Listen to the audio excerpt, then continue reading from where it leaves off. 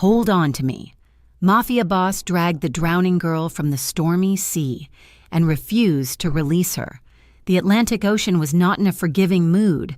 A nor'easter had been hammering the coast of Harborview for 16 hours straight, turning the usually picturesque marina into a chaotic cauldron of black water and white foam. Rain slashed sideways, driven by wind that howled like a wounded animal, rattling the reinforced windows of the black SUV parked at the edge of the desolate pier. Inside the vehicle, the air was still and smelling faintly of expensive leather and rain dampness. Nico Romano sat in the rear seat, his posture relaxed but his eyes sharp, tracking the movement of shadows near the warehouses 300 yards away. He did not look like a man concerned with the weather. He looked like the storm's landlord, waiting to collect rent. Leo Costa, sitting in the driver's seat, tapped the steering wheel with a nervous rhythm. "The visibility is terrible, boss," Leo said, his voice low. "The crew from Black Harbor is late.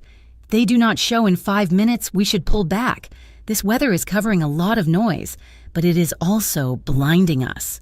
Nico adjusted the cuff of his dark suit jacket. "They will show. Victor Kane does not hire men who are smart enough to come in out of the rain. They are desperate for the route access. Just keep the engine running." Nico's empire was built on precision, on controlling the chaotic elements of the underworld until they ran like a clock. Tonight was supposed to be routine, a simple intimidation play to ensure a smuggling crew understood that the docks belonged to the Romano family, not the upstarts from the south side. But then, the wind shifted, carrying a sound that did not belong to the storm. It was a scream, high, terrified, and human. Nico turned his head sharply, his gaze snapping away from the warehouses and toward the chopping waves of the harbor. A small, sleek yacht was cutting through the water, far too fast for the conditions. It was listing dangerously to the port side, fighting the swells. On the aft deck, illuminated by the erratic sweep of a lighthouse beam, 3 figures were struggling. 2 men in dark rain slickers had a woman pinned between them. She was small, her hair plastered to her face, fighting with a ferocity that surprised Nico. She kicked one man in the shin, causing him to stumble, but the second man grabbed her by the back of her jacket, slamming her against the safety railing. Leo followed Nico's gaze. "What in the hell are they doing?" Leo muttered. "That is one of Kane's pleasure boats." Nico did not answer. He leaned forward, his knuckles whitening as he gripped the door handle. The woman screamed again, a jagged sound that tore through the roar of the ocean. He saw her face for a split second, pale, desperate, eyes wide with a terror that hit Nico in the chest like a physical blow. Then, the men shoved her. They did not just push her, they heaved her over the railing with the intent to discard her. She went over the side, her arms flailing, and disappeared into the churning black abyss of the freezing water. A 4th figure, a man in a light coat, stood near the cabin door of the yacht. He gripped the railing, looking down at where she had vanished, his posture screaming panic. Yet he made no move to throw a life ring. He just watched. "Coward," Nico hissed, a surge of pure, molten rage flooding his veins. The yacht gunned its engines, the bow rising violently as it turned sharply to speed away toward the open sea, leaving nothing behind but a white wake that was quickly swallowed by the storm. "Boss, we need to go." Leo started, putting the car in gear. "That is going to bring the Coast Guard." "Stop the car," Nico ordered, his voice lethal. Leo slammed on the brakes. "Boss," Nico was already moving. He threw the door open, the wind instantly tearing at his clothes, soaking him in seconds. The cold was shocking, a frigid slap that smelled of salt and diesel. He scanned the water, his heart hammering a rhythm he had not felt in years. The waves were 6 feet high, crashing against the pilings. There, 30 feet out, a dark shape broke the surface. A head, an arm. She was fighting, but the current was dragging her toward the concrete pilings of the pier. The water in Harborview was 40 degrees tonight. She had 2 minutes, maybe 3, before her muscles seized and she sank for the last time. Nico did not think. He did not calculate the risk to his reputation, his suit, or his life.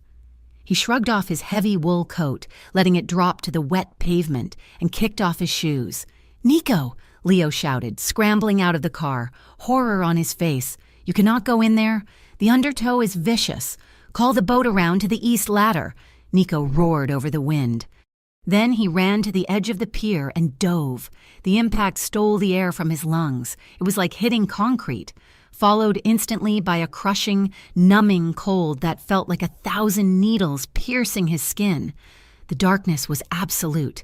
Nico kicked hard, surfacing with a gasp, the salt water burning his eyes. The ocean heaved, lifting him up and then slamming him down into a trough between waves. He oriented himself, spotting the faint splash of white water where he had last seen her. He swam with powerful, desperate strokes, fighting the heavy drag of his clothes. The current was a beast, trying to smash him against the barnacle-encrusted wood of the pier. But Nico swam with the fury of a man who refused to lose anything that night. He saw her. She was barely keeping her head above water, her movements growing sluggish. She went under, a wave crashing over her, and did not come back up immediately. "No," Nico growled, diving under the surface.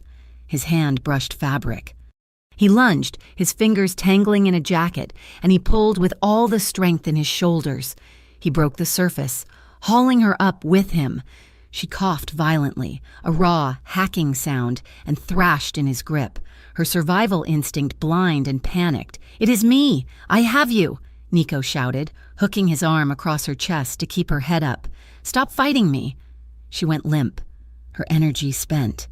Her head lolled back against his shoulder, her skin radiating an alarming cold even through his soaked shirt. He could hear her ragged breathing, the sound of fluid in her lungs. "Please," she whispered, the words barely audible over the crashing waves. "Please, don't let go." Nico tightened his grip, treading water as a massive swell lifted them. "I have you," he said, his voice rough. "I am not letting go." The sound of a powerful engine cut through the storm. Leo had brought the small Romano speedboat around from the lower dock. The spotlight swept over them, blinding Nico for a second before the boat idled down, pitching violently in the chop. Two of Nico's security team were at the gunwale, reaching down. "Grab his arm," Leo shouted, terror etched on his face. Nico kicked hard, propelling them toward the boat. He lifted the woman first. His men grabbed her jacket and arms, hauling her over the side like a rag doll. Nico grabbed the ladder, his muscles screaming in protest as he pulled his own weight out of the freezing water. He collapsed onto the deck, gasping for air, shivering uncontrollably, but he did not stay down. He scrambled on his hands and knees to where they had laid her. She was curled in a ball, trembling so hard her teeth chattered with a sound like rattling dice. Her lips were blue. Her eyes were wide, fixed on nothing, the pupils blown with shock. Nico shoved his men aside. "Give me the blankets, now!" He grabbed the thick wool blankets Leo threw at him and wrapped them tightly around her, pulling her upright. He sat behind her, pulling her back against his chest to share his body heat. Despite being freezing himself, he grabbed her icy hands, rubbing them vigorously. "Look at me," Nico commanded, leaning his head down so his forehead pressed against hers. She blinked, her eyes struggling to focus on his face. She looked terrified, not just of the ocean, but of everything. "Stay with me," Nico said, his voice fierce, his dark eyes locking onto hers. "Do not close your eyes. You fight this. Do you hear me? I cannot," she stammered, her voice shaking. "It is so cold. You can," Nico insisted. He squeezed her hands, his grip bruisingly tight. "I did not pull you out of there just for you to give up on the deck of my boat. Breathe." She stared at him, mesmerized by the intensity in his face. Water dripped from his dark hair onto her cheeks, mingling with the seawater and rain. For a moment, the chaos of the storm faded, leaving only the heat of his anger and the anchor of his presence. She clawed weakly at his wet shirt, her fingers curling into the fabric as if he were the only solid thing left in the world. "I am here," she whispered, her gaze clearing slightly. "Go!" Nico shouted to Leo without looking away from her. "Get us to the clinic, now." The private clinic was a sterile fortress hidden in the wealthy hills of Harborview, owned by the Romano family for situations exactly like this: bullet wounds, stabbings, and things that required discretion. Tonight. It was for a drowning girl. The doctors had taken her immediately. They had stripped her of the wet clothes, wrapped her in heated blankets, and placed her on oxygen to help her lungs clear the fluid. Nico stood in the hallway outside her room. He had refused to leave to get changed, though Leo had managed to bring him a dry set of clothes. He wore black trousers and a dry white shirt now, unbuttoned at the collar, his hair still damp and falling across his forehead. He paced the length of the corridor, his energy frantic. Every time he closed his eyes, he saw her falling. He saw the dark water swallowing her. It made him furious. It was a violation. The ocean was his. The city was his. Someone had come into his home and thrown a woman away like garbage, and the disrespect of it made his blood boil. Leo stepped out of the room, closing the door softly. She is stable. Boss, her temperature is coming up. No major internal injuries, just bruising and shock. The doctor gave her a mild sedative to help with the shivering, but she is waking up. Nico stopped pacing. Did she say anything? No. She is confused. Leo hesitated. Boss, we do not know who she is. We should not have brought her here. This is a security risk. Nico turned his cold stare on his second-in-command. The risk was leaving her to die. Find out everything about the yacht. I want to know who was on it, who the captain is, and who that coward was standing on the deck watching her fall. I am already on it, Leo said. But she is awake. She looks panicked. Nico walked past him and pushed the door open. The room was dim, lit only by the monitor casting a rhythmic green glow. The woman, Ava. He remembered the dossier Leo had quickly pulled up on the ride over, was sitting up in the bed. She looked small against the white pillows, her skin pale, a stark contrast to the dark bruises forming on her arms. When Nico entered, she flinched violently. Her eyes darted to the armed guard standing discreetly in the corner, and then to Nico's silhouette in the doorway. She scrambled backward, pressing herself against the headboard, clutching the sheets to her chest. "Where am I?" she rasped, her voice raw from the salt water. "Who are you?" Nico signaled the guard to leave. The man nodded and slipped out, leaving them alone. Nico stepped into the light, keeping his movements slow and deliberate, like approaching a startled horse. "You are safe," Nico said, his voice dropping an octave, losing the sharp edge of command he used with his men. "You are in a private clinic. You had hypothermia." Ava stared at him. Recognition flickered in her eyes. He was the man from the water, the man who had screamed at her to stay awake, but seeing him now, in the dry, stark light, she realized something else. He carried himself with a terrifying kind of grace. He was too handsome, too intense, and the way he looked at her was heavy with ownership. "I need to leave," she said, swinging her legs over the side of the bed. She was wearing a hospital gown that was too big for her. As soon as her feet touched the floor, her knees buckled. Nico was there in an instant. He caught her before she hit the linoleum, his hands gripping her waist firmly. He easily lifted her back onto the mattress, ignoring her weak attempt to push him away. "You are not going anywhere," he said. "Your body is in shock." "I have to go," she insisted, tears welling in her eyes. "They will come back. They will know I am not dead." Nico captured her hand. Her fingers were still cool, but not the deathly ice of the ocean. He held her hand between both of his, forcing her to stop flailing and look at him. "Hold on to me," he ordered softly. She froze, her breath hitching. It was the same thing he had said in the water. "Nobody is throwing you into the ocean again," Nico promised. "Not while I am breathing." Ava looked down at their joined hands. His were large, warm and scarred, the hands of a fighter. She looked back up at his face, seeing the hard line of his jaw and the dark, intelligent eyes that seemed to see right through her defenses. "You are one of them," she whispered, a tremor running through her. "You are not the police. You are like them." "I am nothing like the men who did this to you," Nico said, his thumb brushing over her knuckles in a soothing rhythm that contradicted the danger in his eyes. "They tried to kill you. I saved you. That makes us very different." Ava pulled her hand away, clutching it to her chest. "Why? Why did you save me?" "Because I was there," Nico said simply, "and I do not like waste." He pulled a chair closer to the bed and sat down, bringing himself to her eye level. The air in the room grew heavy with unspoken tension. Ava felt trapped, caught between the memory of the freezing water and the burning intensity of the man sitting in front of her. "I know you were scared," Nico said. "You have every right to be. But walking out that door is a death sentence.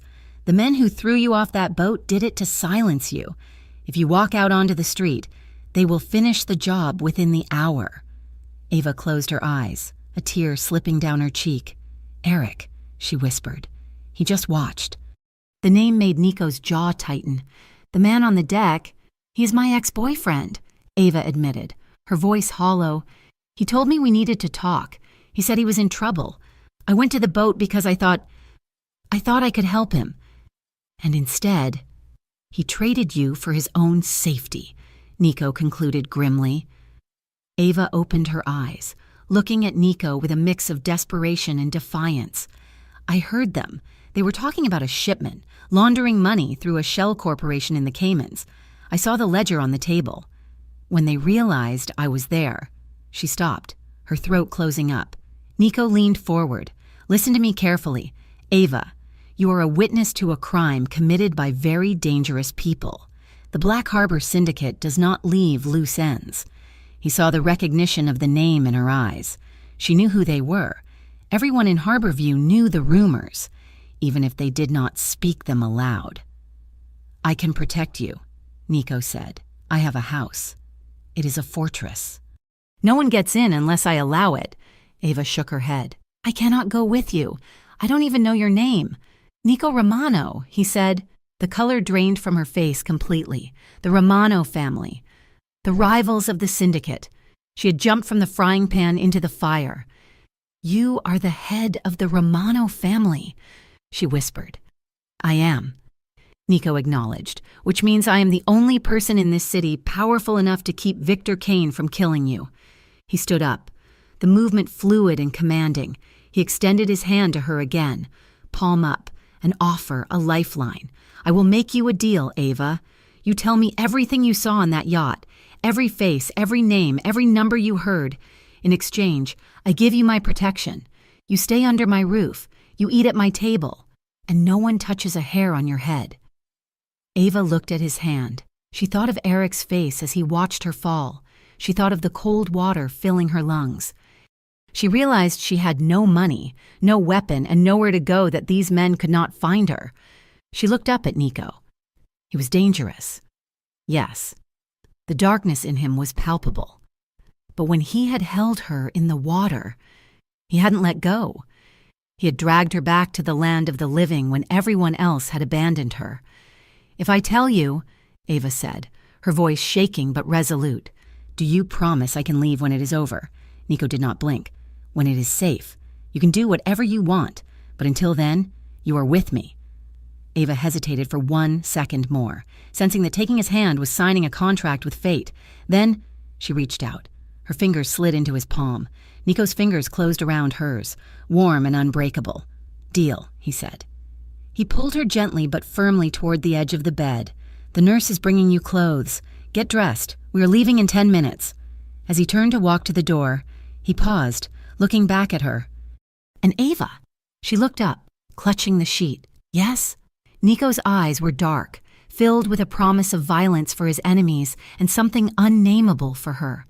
"Forget about Eric Dalton. He's a dead man walking." Nico walked out, leaving Ava alone in the silence, the heat of his hand still lingering on her skin like a brand. She had survived the storm, but she had the sinking feeling that the true danger was only just beginning. The Romano estate sat on the jagged edge of a cliff like a predator observing its territory. It was a sprawling structure of gray stone and reinforced glass, isolated from the rest of Harborview by a winding private road and a dense forest of pine trees. To the average observer, it was a masterpiece of modern architecture. To Ava Collins, watching the iron gates close behind the black SUV, it looked like a very expensive prison. The storm that had nearly claimed her life was still raging, though the rain had softened to a steady, relentless drizzle. The ocean below crashed against the rocks, a distant, rhythmic, booming sound that made Ava's skin crawl. Nico sat beside her in the back seat, silent. He had not spoken since they left the clinic. He was busy typing on a secure phone, his face illuminated by the harsh blue light of the screen. He looked composed, his wet hair slicked back, his white shirt drying against his skin. He seemed entirely unaffected by the fact that he had just jumped into a freezing ocean. Ava, by contrast, felt like a raw nerve. The sedative the doctor had given her was wearing off, leaving behind a jagged exhaustion. She was wearing a dry tracksuit Leo had purchased from a 24-hour store on the way, but she could still feel the phantom weight of the water dragging her down. The car stopped in a circular driveway. Leo killed the engine. "Welcome to the fortress," Leo said, glancing in the rearview mirror. Nico opened his door and stepped out, offering a hand to Ava. She hesitated, looking at the massive oak front doors flanked by security cameras, but the wind cut through her jacket, reminding her that the only warmth available was inside. She took his hand. His grip was firm, grounding her as she stepped onto the gravel. Inside. The foyer was a cavern of marble and shadow. A crystal chandelier hung from a vaulted ceiling, casting fractured light over an abstract steel sculpture that looked suspiciously like a weapon. A woman was waiting for them at the top of the double staircase. She descended with the grace of a queen and the expression of an executioner. She wore a tailored charcoal suit, her dark hair pulled back into a severe bun that emphasized her sharp cheekbones. This was Isabella Romano. "You are late," Isabella said, her voice cool and crisp. "And you are wet." "Plans changed," Nico said, guiding Ava forward. "Isabella, this is Ava Collins. She will be staying with us for the immediate future." Isabella stopped on the bottom step, her dark eyes sweeping over Ava with surgical precision. She noted the cheap tracksuit, the bruised jaw, and the trembling hands. She did not look impressed. "Staying with us," Isabella repeated. She looked at Nico. "A civilian here." "She is a witness," Nico corrected, his tone sharpening. "Kane's men threw her off a yacht tonight." Isabella's expression shifted from judgment to calculation. She looked at Ava again, this time seeing not a stray dog, but a tactical problem. "If Victor is dumping bodies in the harbor, he's getting sloppy," Isabella said, "but bringing her here is reckless." "Nico, if the police trace her to this house, we are looking at kidnapping charges. If Victor finds out she is here, we are looking at a siege. She stays," Nico said. "The decision is made." Isabella held his gaze for a long moment, a silent battle of wills between siblings who had run an empire together for a decade. "Finally," Isabella sighed, a short, sharp sound of concession. "Leo, check the perimeter sensors," Isabella ordered, turning her back on them. "I will have the guest suite in the East Wing prepared. But Nico, if this girl brings the war to our doorstep, the cleanup is on you." She walked away, her heels clicking on the marble with militaristic rhythm. Ava watched her go, feeling a fresh wave of anxiety. "Your sister does not seem happy I am here." "Isabella is never happy," Nico said, placing a hand on the small of Ava's back to guide her forward. "She's pragmatic. She handles the legitimate side of the business, shipping, real estate, investments. She hates anything that disrupts the bottom line." "And I am a disruption," Ava said. "You are a guest," Nico corrected. "Come, you need rest." For the next 2 days, Ava existed in a strange limbo. The mansion was beautiful, filled with museum-quality art and furniture that cost more than she made in 5 years of bartending. But it was undeniably a cage. There were armed men patrolling the grounds. There were cameras in the hallways. Every door seemed to have a keypad lock. She walked the corridors in borrowed clothes, silk blouses and cashmere sweaters that Isabella had sent up. All of them beautiful, and all of them slightly too big, making Ava feel like a child playing dress-up. She felt like a prisoner and a guest simultaneously. The staff brought her gourmet meals on silver trays, but she could not leave the property. She saw Nico rarely. He was a ghost in his own house, disappearing into his study for hours, his voice drifting out in low, angry murmurs as he spoke on the phone. On the third evening, The weather turned violent again. A thunderstorm rolled in off the Atlantic, shaking the foundations of the house. Ava had been trying to read in the library, but the sound of the thunder sounded too much like the engine of the yacht. The flash of lightning looked too much like the searchlight that had blinded her before she fell. She wandered out onto the large stone balcony overlooking the cliffs. It was a foolish place to be, exposed to the wind and the spray, but she needed to see the water. She needed to know where the enemy was. The ocean was a churning mass of black ink and white foam.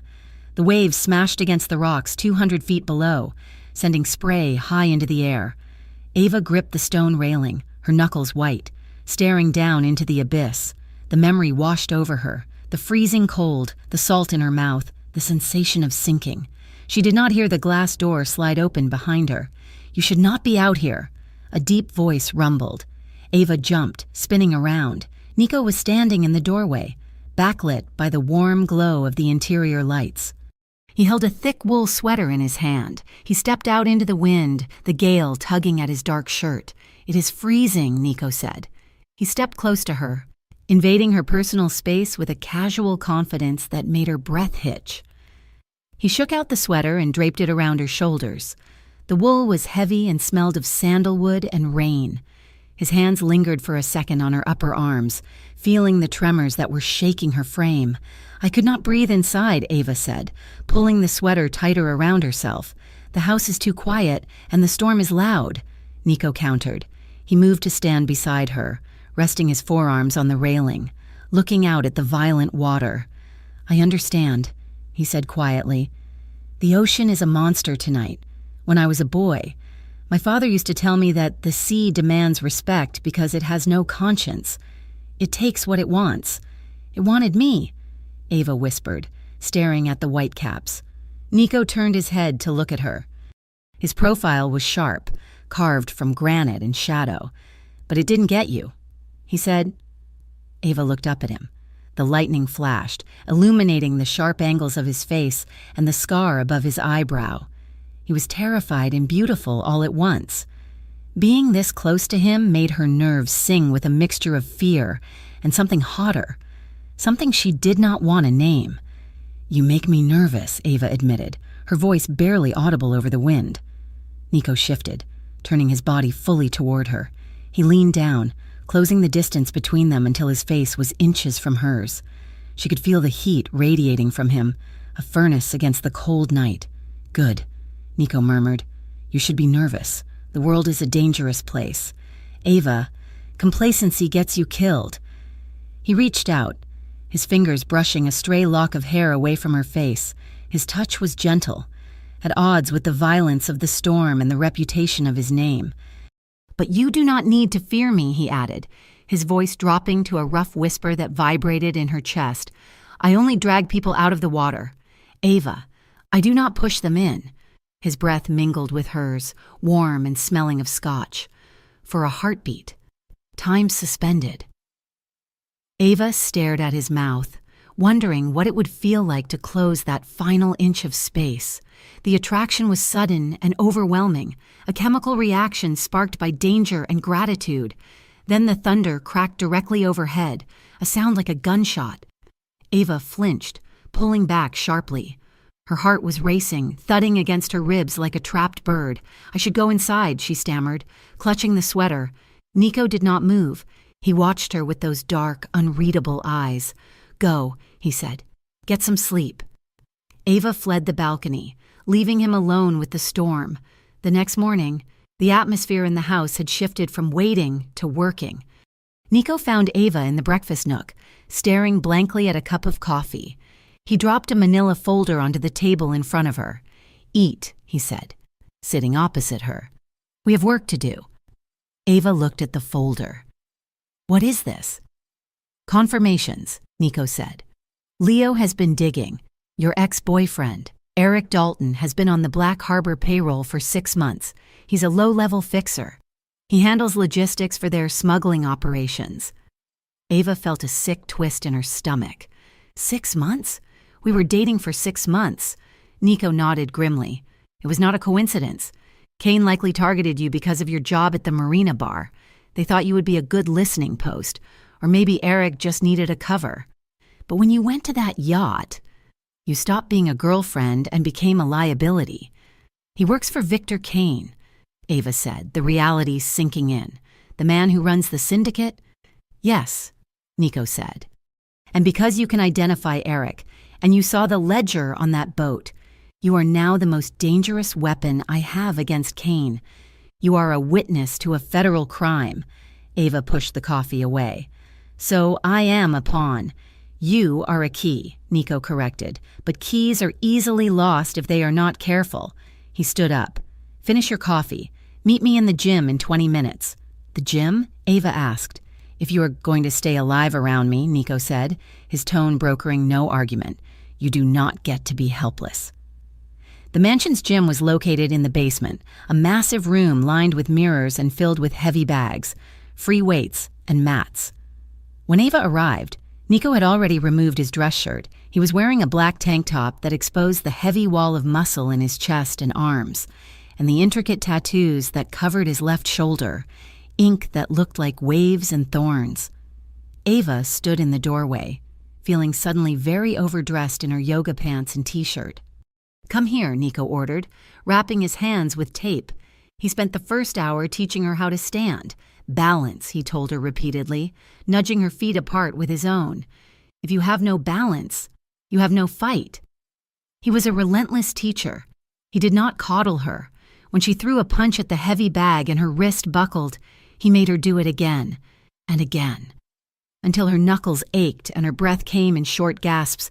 Now, defense, Nico said. He moved behind her. He stepped in close, his chest pressing against her back. Ava stiffened, the sudden contact sending a jolt of electricity down her spine.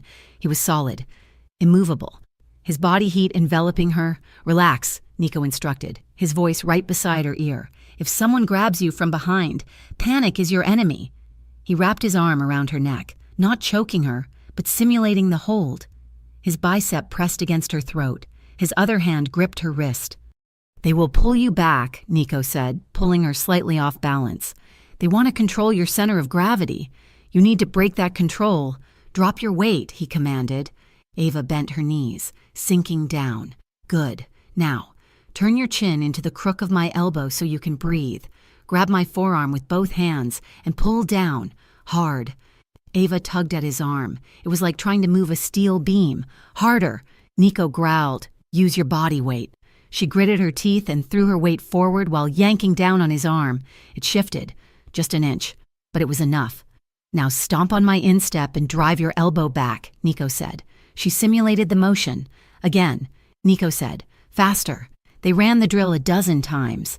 Each time, the clinical nature of the lesson began to fray. Ava became hyper-aware of the way his muscles shifted against her back, the scent of his sweat and soap, the rough texture of his hands guiding her arms. On the last attempt, she put everything into it. She dropped, twisted, and spun out of his grip, stumbling a few feet away. She turned around, chest heaving, hair falling in her face. She expected him to correct her form. Instead, Nico was watching her with a darkness in his eyes that had nothing to do with self-defense. His gaze dropped to her mouth, then back to her eyes. The air in the room grew thick, charged with the same raw intensity that had been on the balcony. Good, Nico said, though, his voice rougher than usual. That was adequate. He walked over to the bench and grabbed a towel, wiping his face to break the tension. Ava leaned against the wall, trying to slow her heart rate. I met him at the library, Ava said suddenly. Nico stopped wiping his face. He looked at her. Eric, she clarified. He dropped a stack of books. It was so cliched. He smiled, and he looked so normal. He wore glasses. He talked about architecture. He acted like he was terrified of the world. She slid down the wall until she was sitting on the mats, hugging her knees. I suspected he was into something shady a few weeks ago. He had cash he couldn't explain. He was taking calls in the middle of the night. When I tried to break up with him, he cried. He begged me to come to the boat. He said he was in trouble and just needed to talk. Her voice trembled. When those men grabbed me, I looked at him. I looked right at him, Nico, and he looked away. He was so scared of them that he let them kill me. Nico walked over to her. He did not stand over her. He crouched down, resting his forearms on his knees, bringing himself into her space. He was a weak man. Nico said, "Weak men are dangerous because they will sacrifice anyone to save themselves." He reached out, tilting her chin up with his knuckles.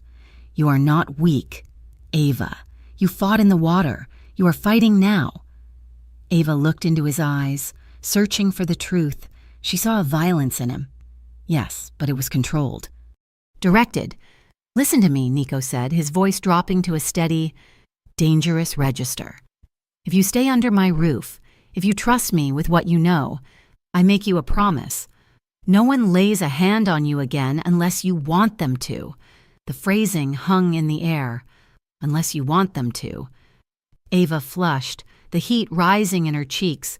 The accidental intimacy of the words seemed to echo in the quiet gym. Nico did not retract them.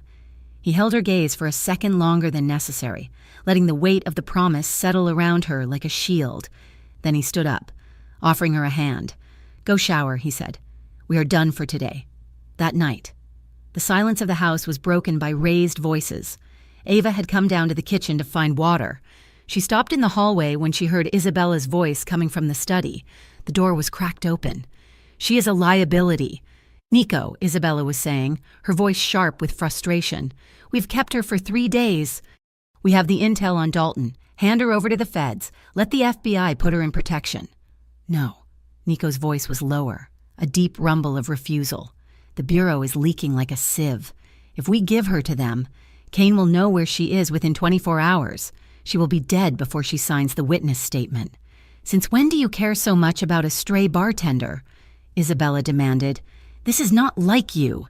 You are making emotional decisions. That is how empires fall. I am making a decision to not let a woman be slaughtered because we were too lazy to protect her," Nico snapped. The sound of his hand slamming onto the heavy wooden desk echoed through the hall. Ava flinched.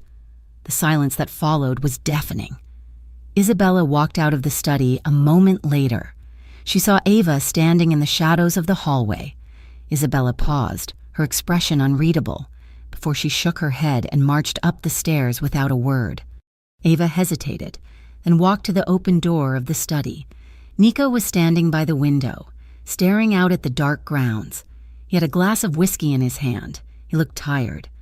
The armor of the Mafia boss seemed to have slipped, revealing a man carrying a heavy weight. "I heard you," Ava said softly. Nico did not turn around. "I figured you did.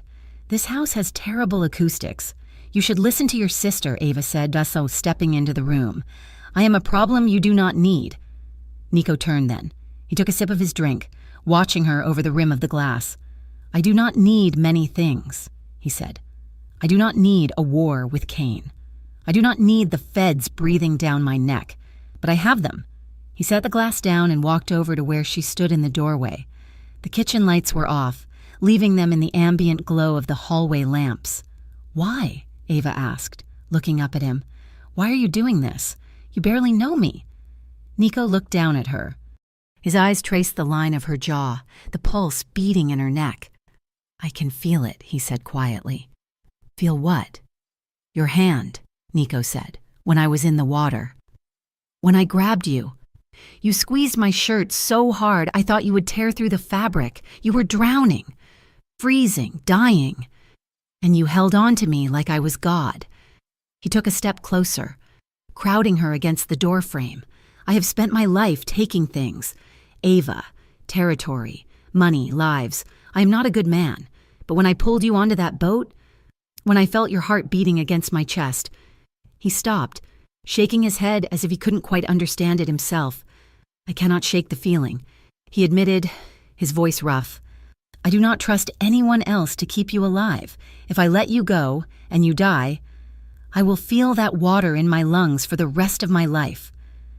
Ava stared at him, her breath catching. He wasn't keeping her as a pawn. He was keeping her because saving her was the only thing that made him feel clean in a dirty world. She reached out, her hand hovering over his arm before resting gently on his bicep. "I am not leaving," she whispered. Nico covered her hand with his own, pressing it against his arm. The contact was electric, a silent vow in the darkness of the kitchen. "Good," he said, "because I am not letting you go." The war came to Harborview at 10 o'clock in the morning on a Tuesday. It did not arrive with a declaration or a meeting, but with a shockwave that shattered the windows of the Romano import and export offices in the downtown district. A sedan packed with industrial explosives detonated at the curb, turning the steel facade of Nico's legitimate business front into a twisted sculpture of smoking metal and glass. At the cliffside mansion, the sound was too distant to be heard over the wind, but the vibration seemed to travel through the earth, unsettling the birds in the pine forest. Nico was in the library when Leo Costa burst through the double doors. Leo was a man who rarely sweated, but today his face was sheen with perspiration and his usually immaculate suit jacket was unbuttoned. "Turn on the news," Leo said, his voice tight. Nico picked up the remote and flicked the television on. The screen was filled with aerial footage of black smoke billowing into the gray sky above the harbor district. The banner at the bottom of the screen read, "Explosion at Downtown Logistics Center. Authorities suspect gang violence." "Isabella was in the building?" Nico asked, his voice devoid of inflection, though the knuckles of his hand gripping the remote turned white. "No, she was at the bank meeting. The office was empty, except for security. 2 guards are in critical condition, but no fatalities." Nico turned the television off. The silence that returned to the room was heavier than before. "It is a message," Nico said. Leo nodded. "It is Victor Kane. He's done being subtle. He's telling us that he knows we are hiding something, and he is willing to burn the city down to get it." Ava was standing in the doorway. She'd been on her way to the kitchen when she saw Leo run past. She'd heard every word, the color drained from her face.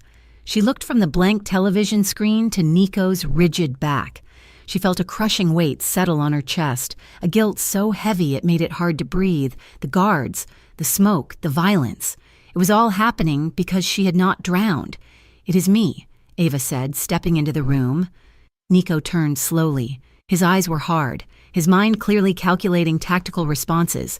But when his gaze landed on her, the edge softened imperceptibly. "Go back to your room." "Ava."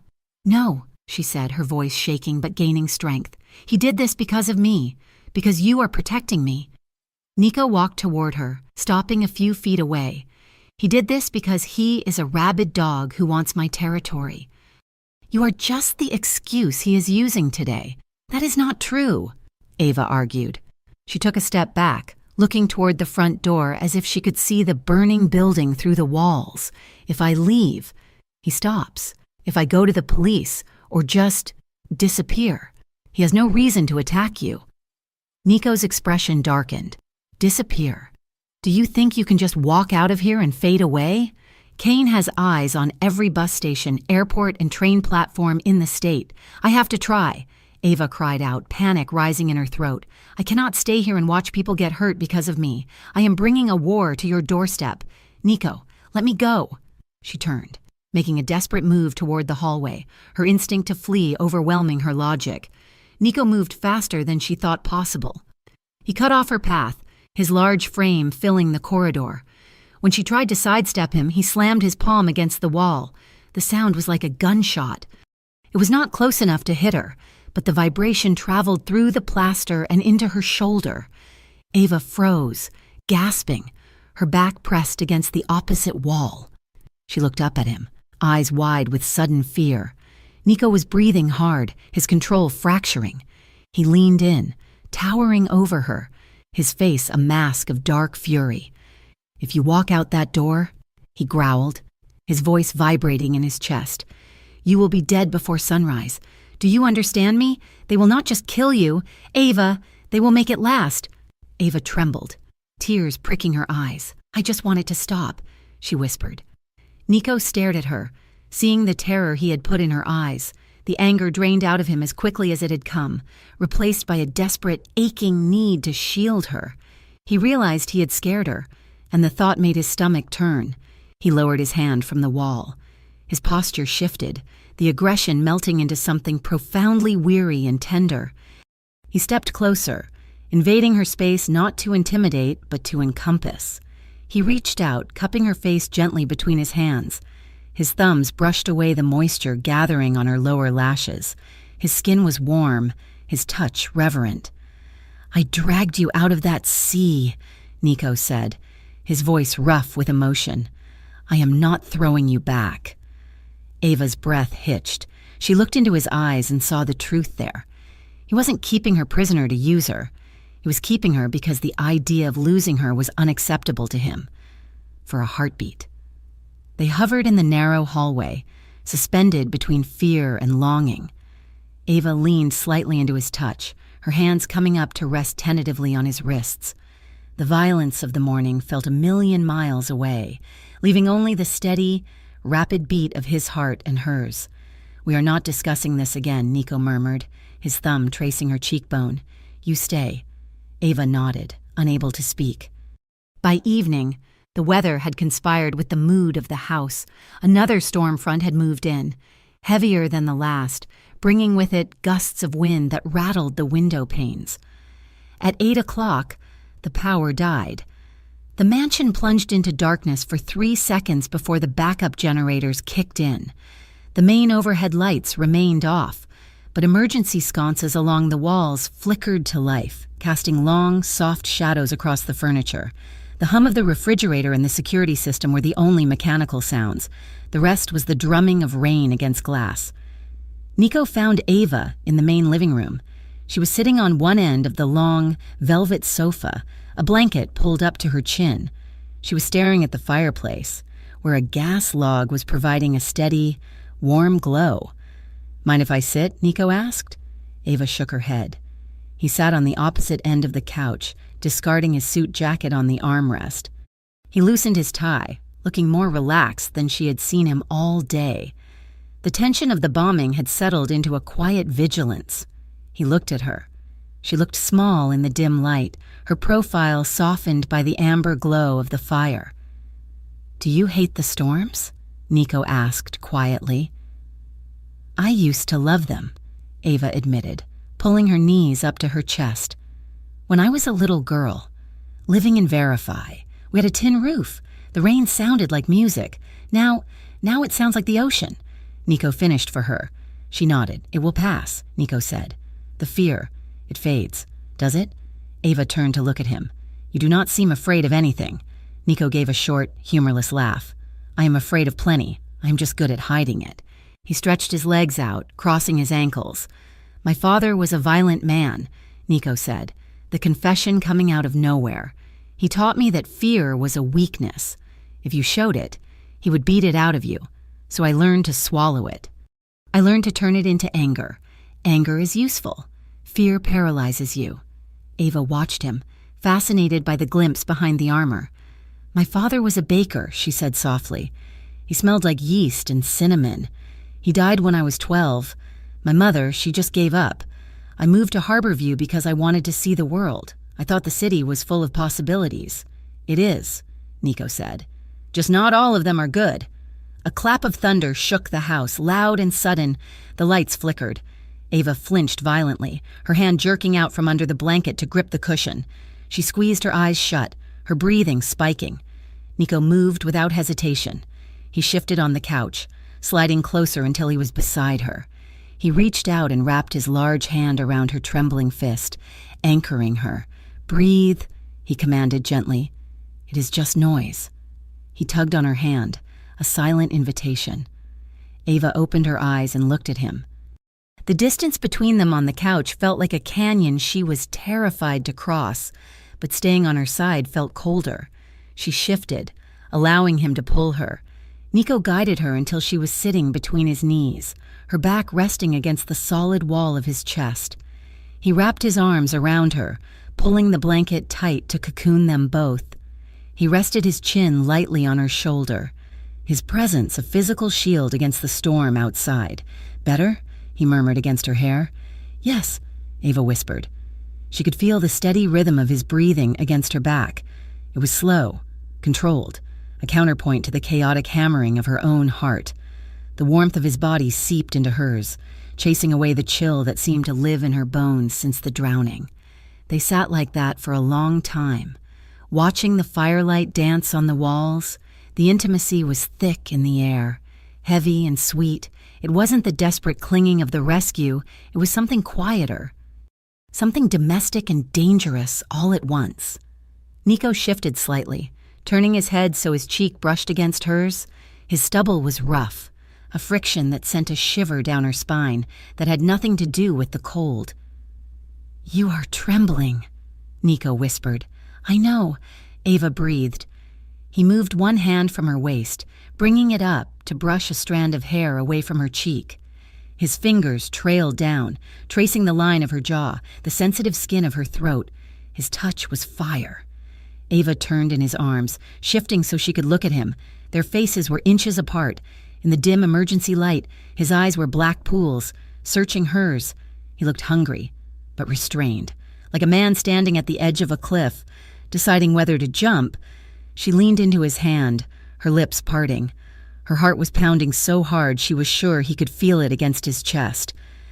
"Nico," she whispered, and his name sounded like a prayer. He froze, his thumb resting on her lower lip. His gaze dropped to her mouth, then back to her eyes. "Are you sure?" he asked, his voice low and rough, giving her a way out, asking her to choose this, rather than having it happen to her. Ava didn't answer with words. She closed the distance. It was a tentative kiss at first, a question. Her lips brushed his, soft and hesitant. Nico made a sound low in his throat, a growl of surrender. His hand slid from her jaw to the small of her back, pressing her closer.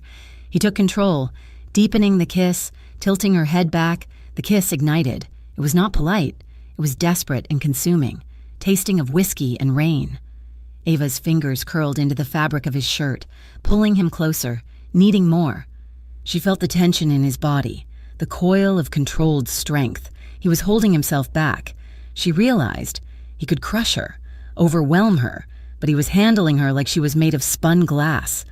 His tongue swept into her mouth, claiming her, and for the first time in days, Ava didn't feel like a victim. She felt alive. She felt wanted. Nico pulled back abruptly, gasping for air. He pressed his forehead against hers, his eyes squeezed shut. His hands were gripping her arms, his thumbs digging in slightly before he relaxed his hold. "I cannot," he rasped. Ava blinked, dazed, her lips swollen and tingling. "Why? Because you are scared," Nico said. His voice strained. "You are vulnerable. You are in my house because you have nowhere else to go. If I take this further, if I take you now, I am no better than the men who use people." "But I want this," Ava whispered. Nico opened his eyes. The intensity in them almost burned her. "And I want you more than I want my next breath. But not like this. Not while you are shaking." He smoothed her hair back, his touch agonizingly gentle. "When we do this, Ava, it will be because you are safe. Because you chose it when the sun was shining. Not just in the dark when you were afraid." Before Ava could respond, before she could tell him that he was the only safety she understood anymore. The heavy oak door to the living room swung open. "Boss!" Leo's voice cut through the atmosphere like a knife. Nico and Ava sprang apart. Nico stood up immediately, his body shielding Ava from the door, his hand instinctively going to the waistband of his trousers where he kept his gun. Though he wasn't wearing it, Leo stood in the doorway, looking apologetic but urgent. He held a secure tablet in his hand. "I'm sorry to interrupt," Leo said, averting his eyes from the disheveled state of the blanket on the couch, "but we have a problem. A big one. Report," Nico said, his voice snapping back to command mode, though his chest was still heaving slightly. "We found the leak," Leo said grimly. "It is not digital. It is human. One of the house staff. A maid. She has been texting a burner number for 3 days. Nico swore, a harsh Italian curse. "What did she tell them?" "She told them about the guest," Leo said. "She told them you have the girl from the sea. She gave them a description. And she gave them the floor plan of the East Wing." Ava went cold. The warmth of the kiss evaporated instantly. Nico turned to look at her. His face was grim. The mansion is compromised, Nico said. If Kane has the floor plans, he's planning an extraction or a hit. We cannot defend this house against a siege without turning it into a war zone. Where do we go? Ava asked, standing up. Her legs felt shaky. Pack a bag, Nico ordered. Just the essentials. We are leaving in 5 minutes. The car ride was a blur of rain-slicked roads and tension. Leo drove, taking a winding route north, doubling back twice to ensure they were not being followed. Nico and Ava sat in the back of the armored SUV. They had left the city limits behind, the lights of Harborview fading into the rearview mirror. Now, there was only the coastal highway, a ribbon of asphalt sandwiched between the dark forest and the raging ocean. Nico was silent, constantly scanning the mirrors and the side of the road. He was in protector mode, his body tense, his mind working through scenarios. Ava felt a wave of exhaustion crash over her, the adrenaline of the kiss, the fear of the leak, the trauma of the last few days. It was all too much. Her eyelids felt heavy. Her head lolled against the cool glass of the window, watching the rain streak horizontally. She shivered. Without a word, Nico reached across the seat. He placed his hand on her shoulder and gently pulled her toward him. "Come here," he murmured. Ava didn't fight him. She let herself slide across the leather seat until her head rested on his shoulder. He smelled of the storm and the faint, lingering scent of her own perfume from where he had held her. She closed her eyes, in the darkness of the car, illuminated only by the rhythmic sweep of passing headlights. Nico's hand found hers. He laced their fingers together, his grip firm and unyielding. It was a quiet, protective gesture, a promise that he was the wall between her and the world. She squeezed his hand back and felt him relax. Just a fraction. The safe house was not a house. It was a cabin, buried deep in the woods on the edge of a secluded lake 40 miles north of the city. It was modest, built of rough-hewn logs, with a gravel driveway and no security fences. It looked like a place where a family might spend a summer vacation, not a place where a Mafia boss hid a witness. Leo stayed in the car to secure the perimeter. Nico unlocked the front door and ushered Ava inside. The air inside was stale and cold. Nico moved efficiently, turning on the main breaker and lighting a fire in the stone hearth. The cabin was small, a main room with a kitchen, and 2 bedrooms down a short hall. "There are no cameras here," Nico said, locking the deadbolt, no staff, no internet. "Kane does not know this place exists. It is off the books." He turned to face her. In the stark light of the single overhead bulb, they both looked exhausted. The intimacy of the couch back at the mansion hung between them, a ghost of what had almost happened. "There are 2 bedrooms," Nico said, gesturing down the hall. "You take the one on the left. It has the better view of the lake. I will take the one on the right." Ava nodded. "Separate rooms. For clarity, thank you," she said softly. "For getting me out?" Nico looked at her, his eyes dark. "I told you. I am not throwing you back." He hesitated, as if he wanted to say more, to cross the space between them and finish what they had started on the couch. But the threat of Kane, the leak, and the reality of their situation held him back. "Sleep well, Ava," he said instead. "Good night, Nico." Ava went into her room and closed the door. She did not undress. She lay down on top of the quilt, staring at the wooden ceiling. On the other side of the wall, she heard the creak of the bed springs as Nico sat down. They lay there in the silence of the deep woods, separated by 6 inches of pine and drywall, both wide awake. Ava touched her lips, which still throbbed slightly. Nico stared at his hands. They were safe for tonight. But as the wind howled through the trees outside, they both knew that the storm was far from over. And they both wondered, with a painful ache in their chests, if 2 people from such different worlds could ever have something normal, or if violence would always be the 3rd person in their bed. The illusion of safety lasted exactly 6 hours. The sun had risen over the lake, casting a deceptive golden light through the pine trees surrounding the cabin. For a moment, standing in the kitchen with a mug of coffee, Ava felt almost normal. The silence of the woods was a stark contrast to the crashing waves of Harborview, and the air smelled of pine needles instead of salt and gasoline. Then Leo walked in through the front door, his face pale and grim. "Do not go outside," Leo said, his voice tight. Nico, who had been checking his weapon at the kitchen table, looked up sharply. He did not ask questions. He stood up, the chair scraping loudly against the wood floor, and walked past Leo. Ava followed. Ignoring Leo's protest, they walked down the gravel path to the small, weathered boathouse at the water's edge. The message was impossible to miss. Someone had used bright red spray paint to deface the gray wood of the structure. The letters were jagged and dripping, looking like fresh wounds on the building. "Return what isn't yours. Romano." Ava covered her mouth with her hand, the coffee in her stomach turning to acid. "They found us," she whispered. Nico stared at the words. His face was a mask of terrifying calm, but Ava could see the muscle in his jaw jumping. He reached out and touched the paint. "It is still wet," Nico said. "They were here less than an hour ago." He turned to Leo. "How? This place is off the grid. No digital footprint. No deed in my name." Leo looked sick. "I do not know, boss. We swept the car for trackers. We took the back roads, unless someone told them." Nico finished, his voice dropping to a lethal temperature. He looked at the dense forest surrounding them.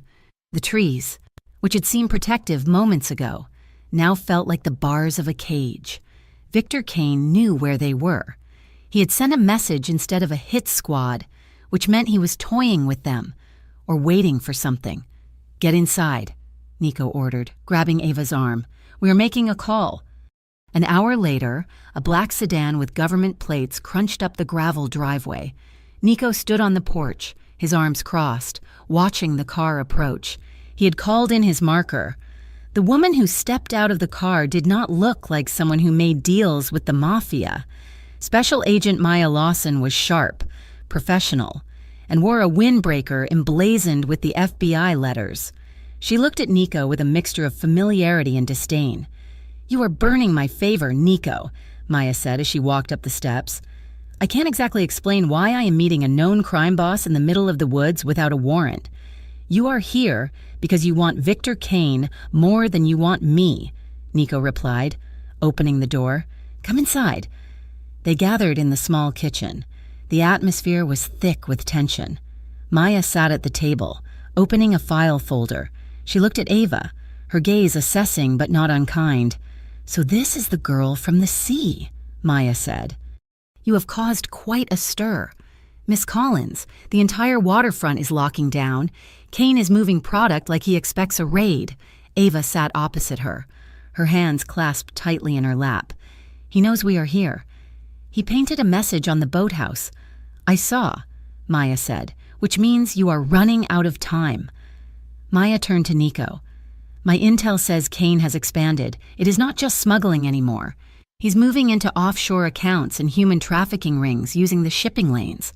We've been trying to crack his financial network for 2 years, but he is smart. He uses shell companies nested inside shell companies." She looked back at Ava. "But you saw the ledger." "I saw a screen," Ava corrected. "Eric left his laptop open on the yacht. I saw a list of transfers. They were going to a bank in the Caymans. There was a name at the top of the spreadsheet. V.K. Holdings." Maya leaned forward, her intensity spiking. "Did you see account numbers?" Ava closed her eyes, concentrating.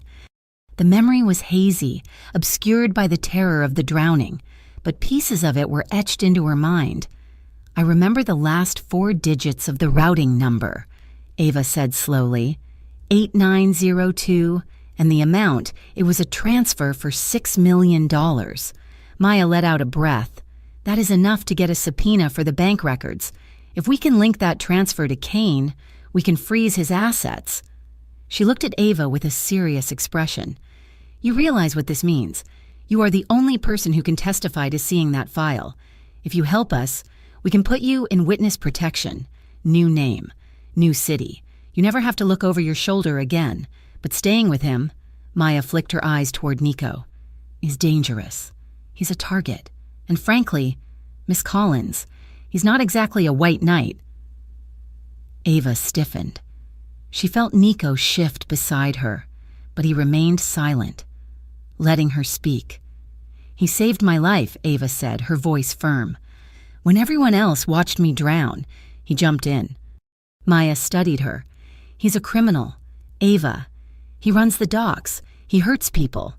"He has not hurt me," Ava countered. "He has protected me." Maya looked between them.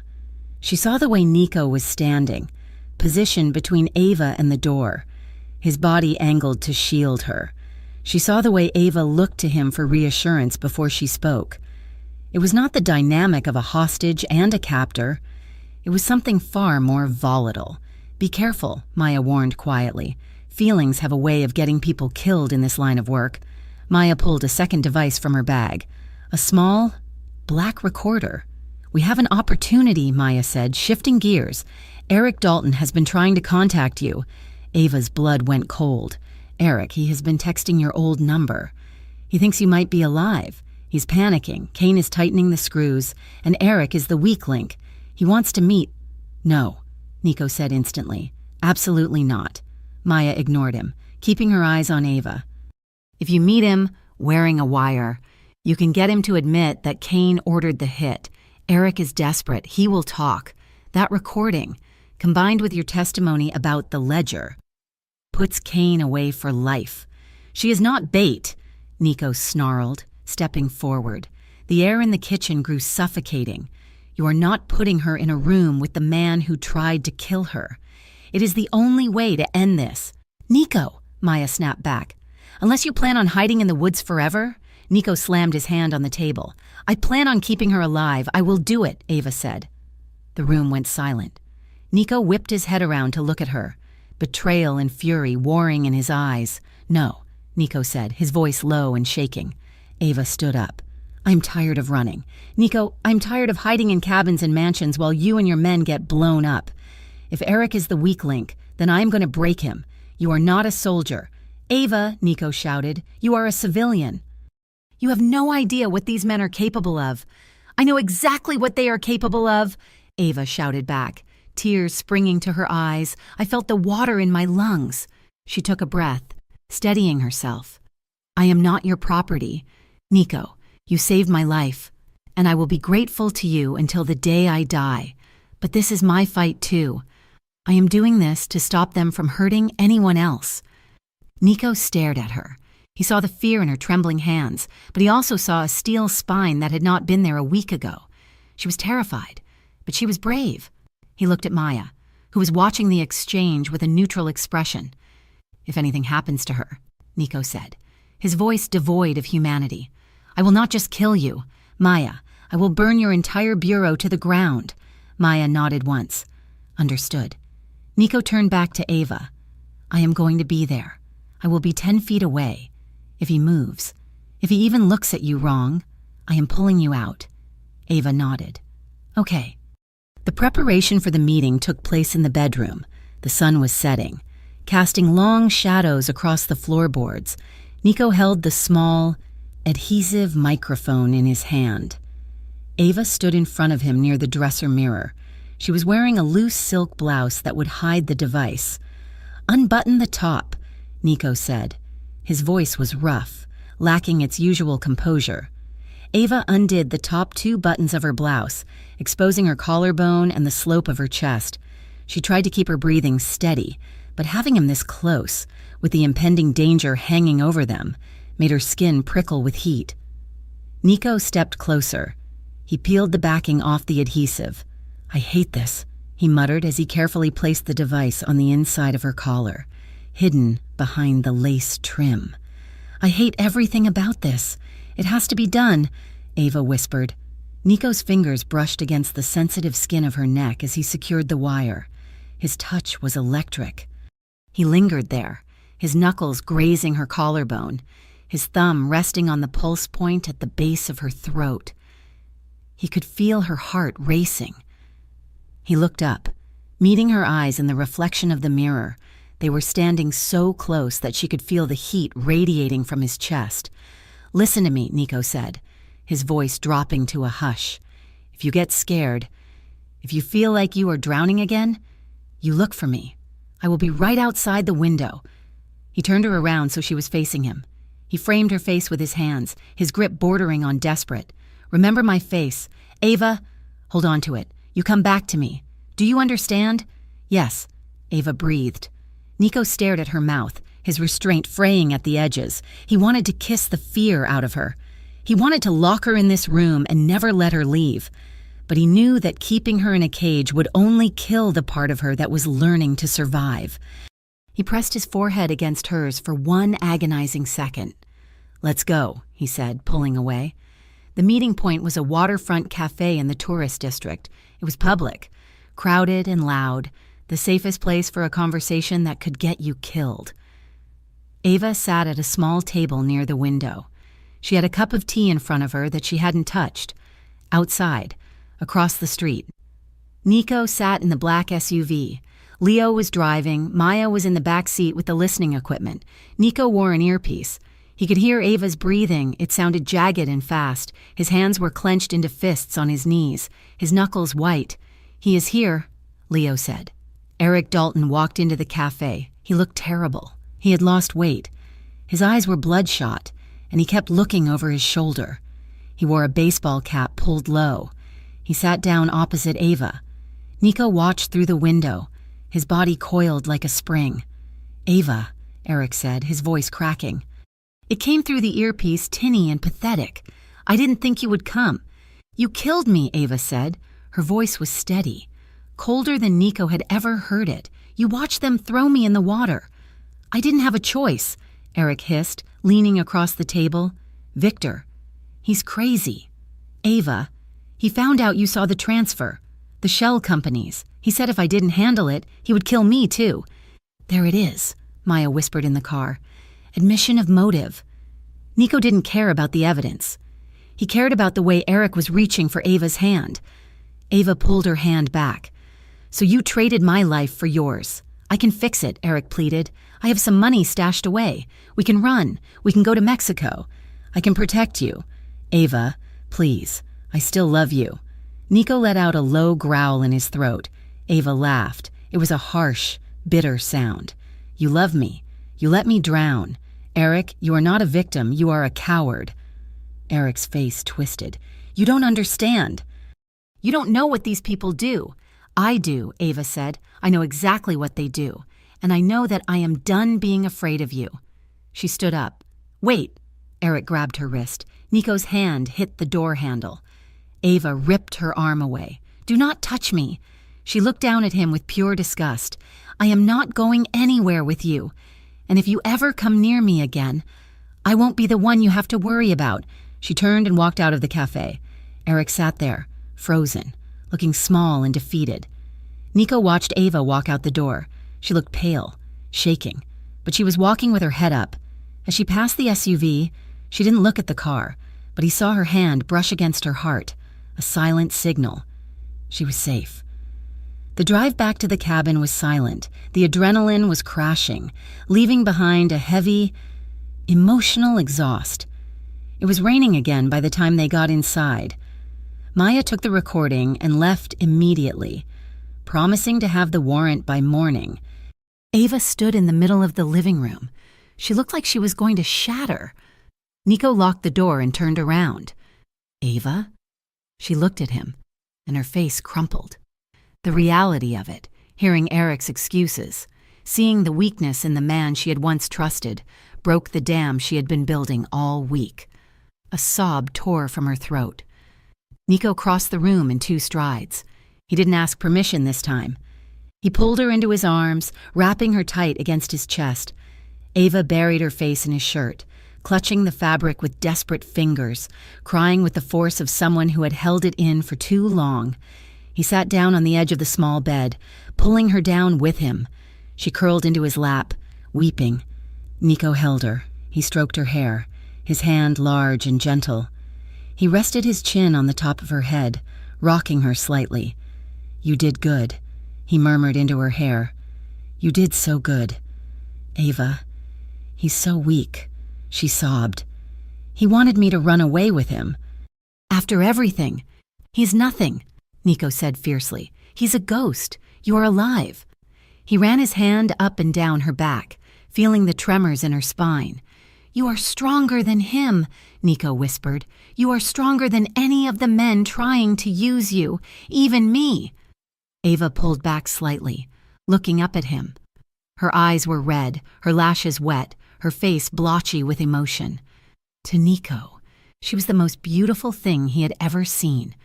"Not you," she whispered. "You never used me. You stayed." The intimacy in the small room deepened, becoming heavy and thick. They were tangled together on the bed, the rain drumming on the roof. Nico looked at her mouth. He wanted to kiss her. He wanted to lay her back on the mattress and worship her until the memory of the ocean and the cafe was erased from her mind. His body ached with the need for it, but he saw the vulnerability in her eyes. She was raw, open, and hurting. He leaned in and pressed a soft, lingering kiss to her forehead instead. "Sleep," he whispered. "I am right here."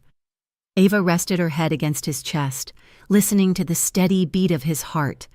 She didn't move to her own room. And that night, Nico didn't make her. He lay down beside her, fully clothed, pulling the quilt over them both. He held her hand in the dark, a silent sentinel guarding her dreams, stopping short of the line he knew they couldn't uncross, but holding on just tight enough to keep her from drifting away. The city of Harborview was a gray blur of concrete and rain beyond the tinted windows of the armored sedan. Nico sat in the back seat, his posture rigid, watching the street corners with the paranoia of a man who knew a predator was hunting him. Beside him, Ava sat with her hands clasped in her lap, her knuckles white, the recording device. The small piece of plastic that held the power to destroy the Black Harbor Syndicate sat heavy in Nico's inside pocket. "We are 10 minutes from the drop point," Leo said from the driver's seat, his eyes flicking to the rearview mirror. "Maya says her team is in position." Nico nodded, his hand drifting unconsciously to rest on Ava's knee. "Stay sharp.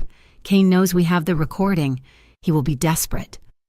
The words had barely left his lips when the world exploded. There was no sound of a gunshot, only the sudden, terrifying disintegration of the rear passenger window. The reinforced glass shattered into a spiderweb of cracks, but held its shape for a fraction of a second before a second impact punched a hole right through it. "Get down!" Nico roared. He didn't wait for her to react. He threw his body over hers, slamming her down across the leather seat, covering her head with his arms. A bullet thudded into the upholstery inches from where Ava's head had been a moment before. "Sniper!" Leo shouted, stomping on the accelerator. The engine roared, the tires squealing on the wet asphalt as the heavy car lurched forward. Another shot rang out, this time pinging off the armored door panel with a metallic ringing sound that made Ava's ears ache. She was pressed into the floor mat, the weight of Nico's solid frame crushing the breath out of her. But she didn't complain. She could feel the tension vibrating through his muscles, the sheer animalistic drive to protect her. "He's on the roof!" Leo yelled, spinning the wheel. 11 o'clock! Gray sedan blocking the intersection. Nico lifted his head slightly, his eyes wild and dangerous. "Ram it." Leo didn't hesitate. He floored the gas pedal. The heavy SUV surged toward the blocking vehicle, a generic sedan positioned to trap them in the kill zone. Ava squeezed her eyes shut and braced herself. The impact was bone-jarring. Metal shrieked against metal, glass flew, and the SUV shuddered violently as it plowed into the sedan's rear quarter panel, spinning it out of the way. "Hold on!" Nico shouted, his arm tightening around her waist like a steel band. Leo regained control of the fishtailing vehicle and shot through the gap, tearing down the side street at 80 miles per hour. The sounds of the city, horns, shouting, the distant wail of sirens, blurred into a chaotic symphony of survival. Nico kept Ava pinned down for another 3 blocks, his body a human shield, until Leo confirmed they were clear. "We lost them," Leo said, his voice shaking with adrenaline. "We are clear." Nico pulled back slowly, his hands immediately checking Ava, her face, her arms, her shoulders. "Are you hit?" he demanded, his voice rough. "Is there blood?"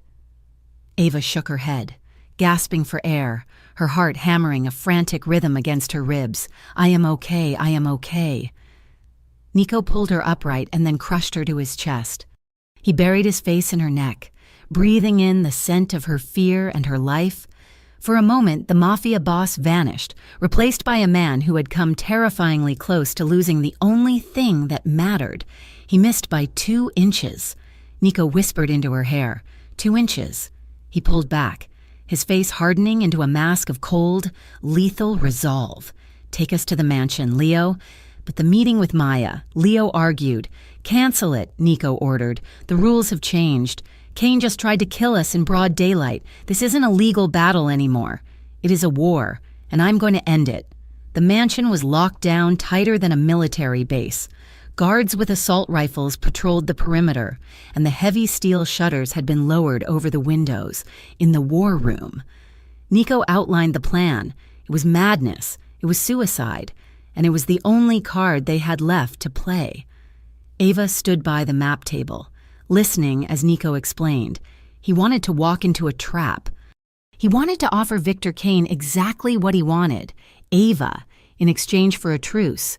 But it is a lie, Nico said, looking at Ava. We coordinate with Maya. We set the exchange for the docks tomorrow at noon.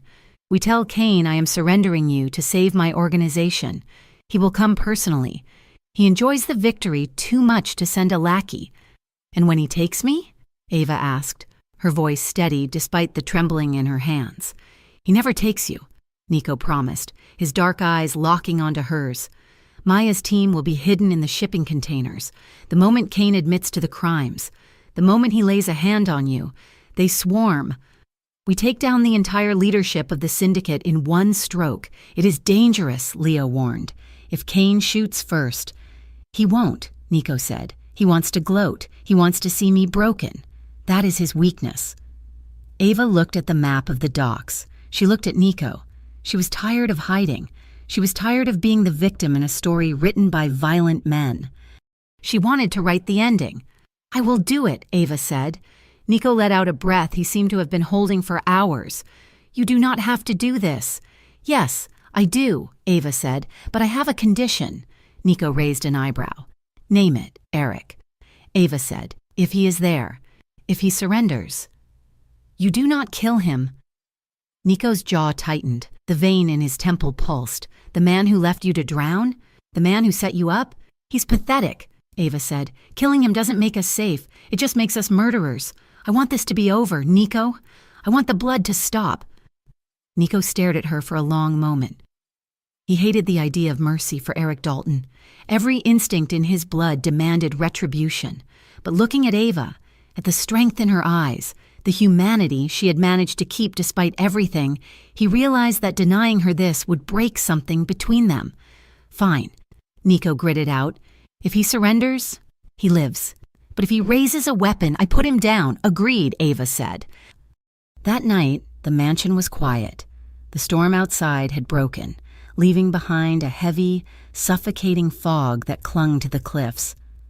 Nico found Ava in his bedroom. It was the safest room in the house, located in the center of the upper floor, away from the exterior walls. She was standing by the window, looking out at the hazy glow of the city lights reflecting off the low clouds. He closed the door, shutting out the guards, the strategies, and the impending violence. He had discarded his suit jacket and holster hours ago. He unbuttoned his shirt as he walked in, tossing it onto a chair. He was tired, his body aching from the crash, his mind wired with the tension of the coming day. Ava turned to look at him. Her gaze traveled over his chest, tracing the map of his life written in scars. There was a jagged line on his ribs from a knife fight when he was 20, a circular burn on his shoulder. He was a tapestry of violence, yet standing there in the dim light, he looked incredibly vulnerable. You should sleep, Nico said softly. Tomorrow will be hard. I cannot sleep, Ava replied. Every time I close my eyes, I hear the glass breaking. Nico crossed the room. He stopped a foot away from her. The air between them crackled, charged with the knowledge that this might be their last night on Earth. If the sting went wrong, if a bullet found its mark. He stepped closer, crowding her gently until her back pressed against the cool wall beside the window. He placed his hands on the wall on either side of her head, caging her in. He didn't touch her, not yet. He just stood there, breathing her in, letting his presence wrap around her. "I'm sorry," Nico murmured. "I promised you safety. I brought you a war. You brought me a life," Ava corrected. She reached out, her fingertips brushing the faint white scar on his pectoral muscle. "You saved me, Nico." His breath hitched at her touch. He leaned his forehead down, resting it against hers. His eyes slipped shut. "I dragged you out of the water," he whispered. "That is all I did." Ava moved her hand up, her palm resting flat against his heart. She could feel it beating, strong, steady, a rhythm she had come to rely on. "No," she whispered. "You stayed. You held on." Nico opened his eyes.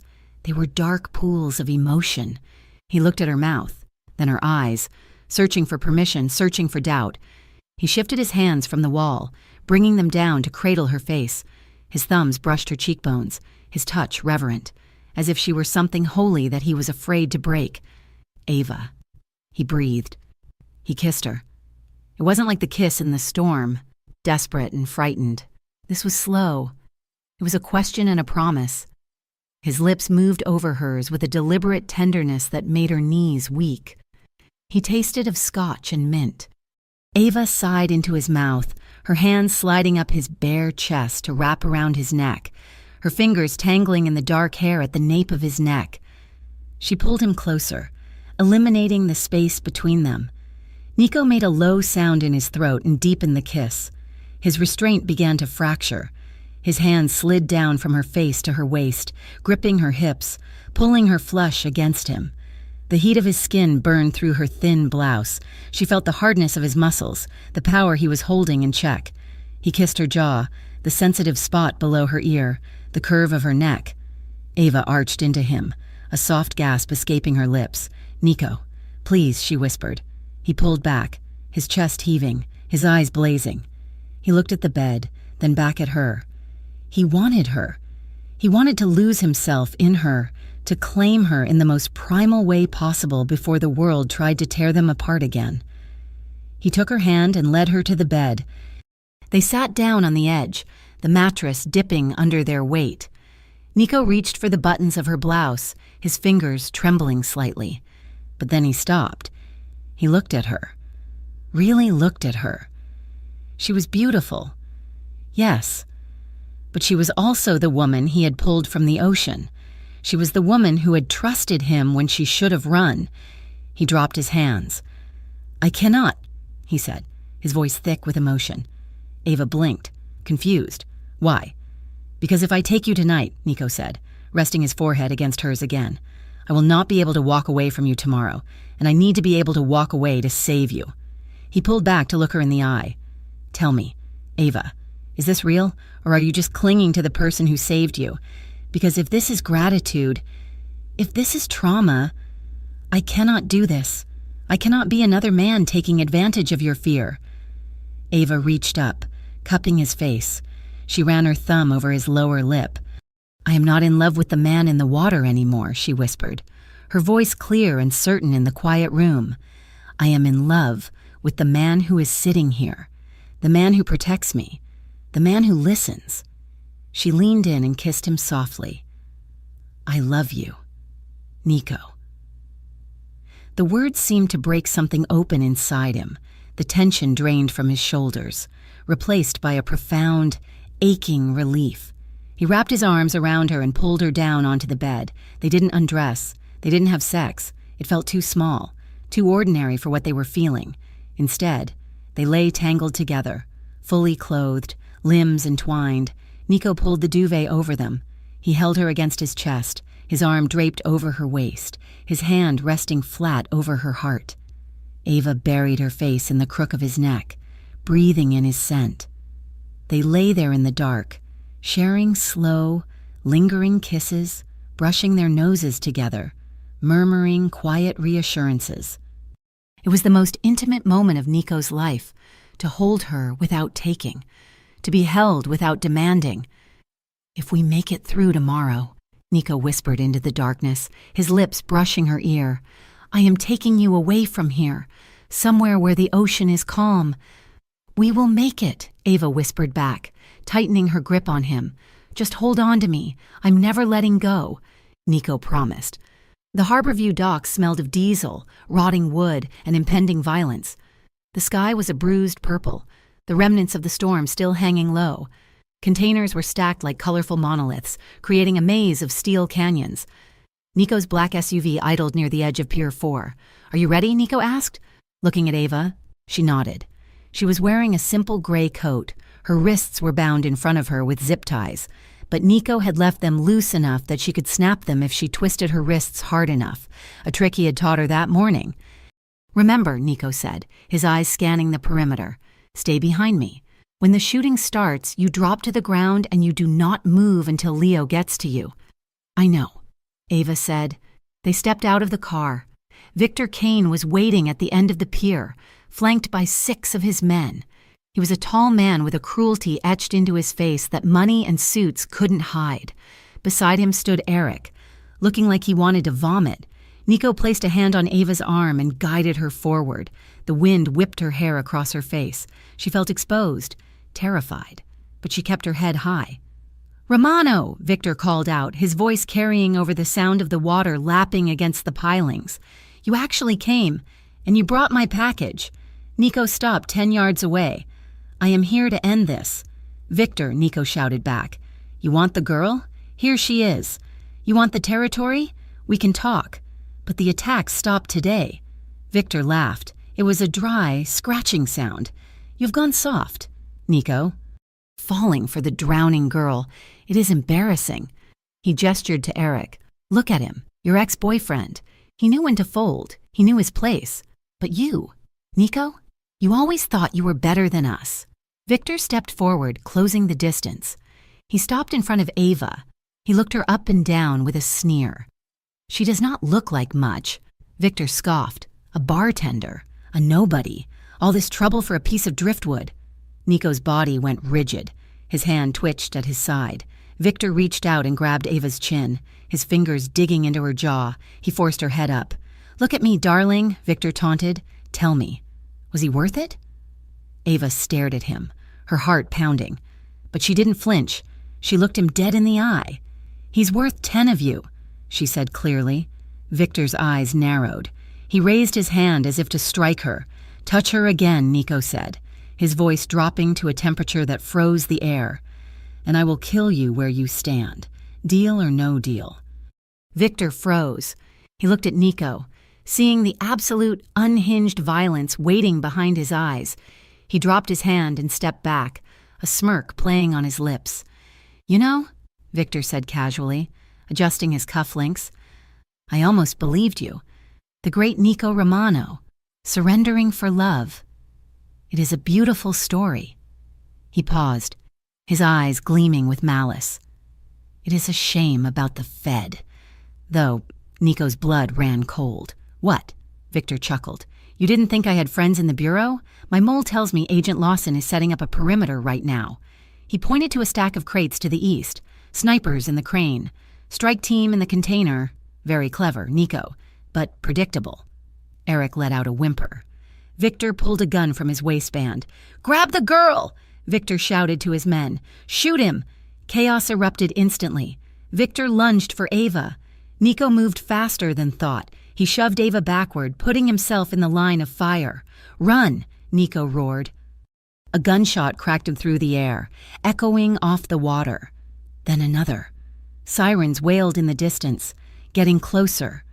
Ava scrambled back, tripping over a coil of rope.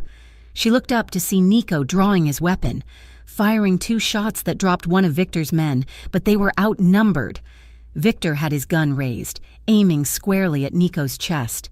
"Nico!" Ava screamed. The sky opened up, rain beginning to pour again, turning the dock slick and deadly. Shadows raced across the storm-darkened water as Maya's team burst from cover, but they were too far away. The trap had failed, the negotiation was over, and the final battle for survival had begun. The sky tore open as if the heavens themselves had declared war. The rain did not start as a drizzle. It fell in a torrential sheet, instantly turning the weathered wood of the dock into a slick, treacherous surface. The visibility dropped to 0 in seconds, a gray curtain of water that blurred the lines between the shipping containers and the churning sea. Gunfire erupted from the east side of the pier. Maya's team, blinded by the sudden downpour, was forced to break cover early. Muzzle flashes strobed in the gloom, orange bursts of light that illuminated the chaos. The sound was deafening, the crack of pistols, the roar of the thunder, and the relentless hammering of the rain against metal. Nico moved through the storm like a wraith. A bullet had grazed his left shoulder, tearing through his jacket and shirt, leaving a trail of fire across his skin, but he barely felt it. His entire world had narrowed down to the single, terrifying sight of Victor Kane dragging Ava backward. Victor had his arm hooked around Ava's throat, his body pressed tight against hers, using her as a human shield.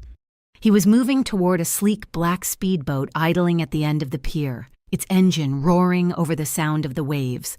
"Let her go!" Nico screamed, his voice raw. He raised his weapon, but he could not fire. Victor was too close to her. One mistake, one slip on the wet wood, and the bullet would find Ava instead of the monster holding her. Victor laughed, a manic sound lost in the wind. He dragged Ava another 5 feet, his heels slipping on the slime-coated planks. "You want her?" Victor shouted.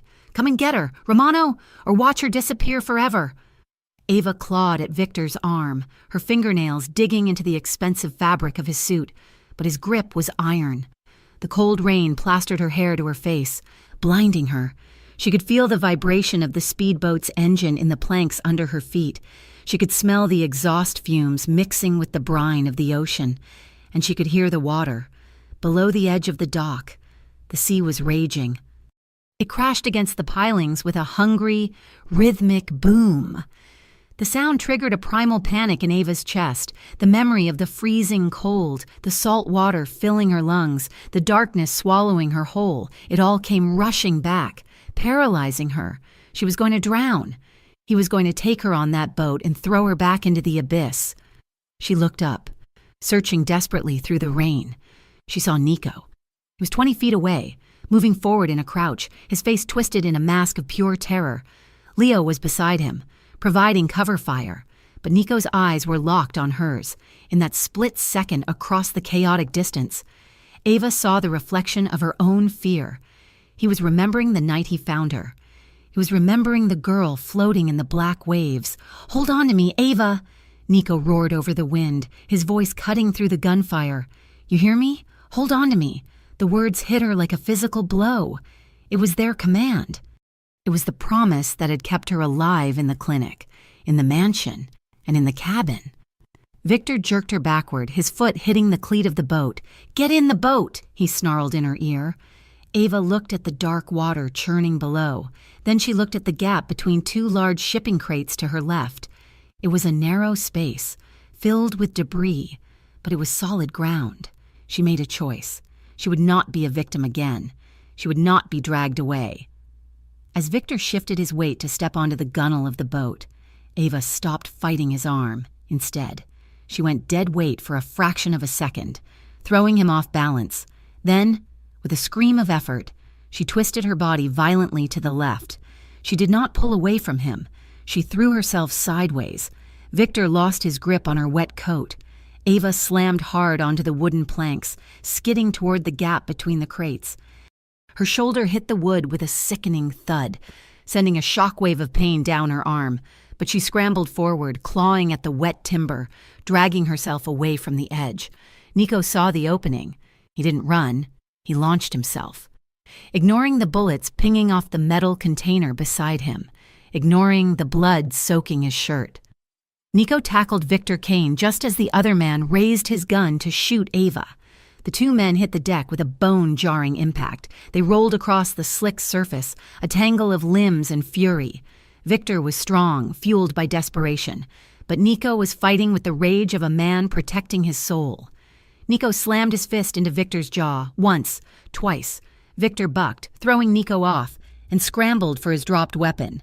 Nico lunged, grabbing Victor's ankle, dragging him back. Victor kicked out, his boot connecting with Nico's injured shoulder. Nico grunted, vision graying for a second, but he didn't let go. Victor rolled onto his back, his hand closing around the grip of his pistol. He raised it, aiming directly at Nico's chest. "Die!" Victor screamed.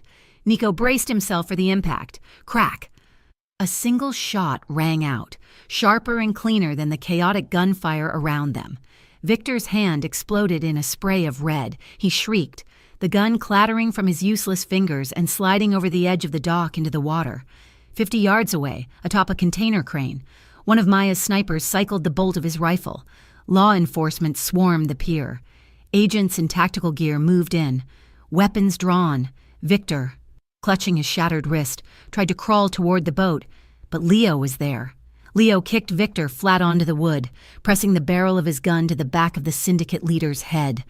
"Stay down," Leo growled. It was over. Nico scrambled to his knees, his chest heaving. "Ava!" He looked toward the crates where she had thrown herself. Ava was trying to stand. She was dizzy, disoriented by the fall and the adrenaline dump. She pushed herself up near the edge of the pier. Her boots finding no purchase on the slime-coated wood, she slipped. It happened in slow motion. One moment she was standing, the next, her feet slid out from under her. She flailed, her arms reaching for something, anything, but there was nothing but rain and air. She fell backward, over the side of the dock. "Ava!" The scream tore from Nico's throat. He didn't assess the distance. He sprinted. He threw himself flat onto the wet wood, sliding on his stomach, diving toward the edge just as she disappeared. He reached down into the void. His hand closed around a wrist. The jolt nearly dislocated his shoulder. Nico slammed into the edge of the dock, his chest hanging over the abyss, the rough wood scraping the skin from his ribs. Below him, Ava dangled over the churning black waves. Her other hand scrambled for a grip on his forearm, her wet fingers slipping on his skin.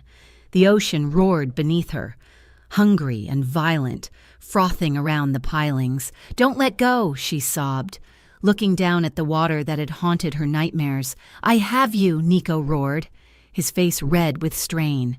His muscles shook violently. The rain lashed at his eyes, blinding him. He tightened his grip until he felt the bones of her wrist, anchoring her to the world.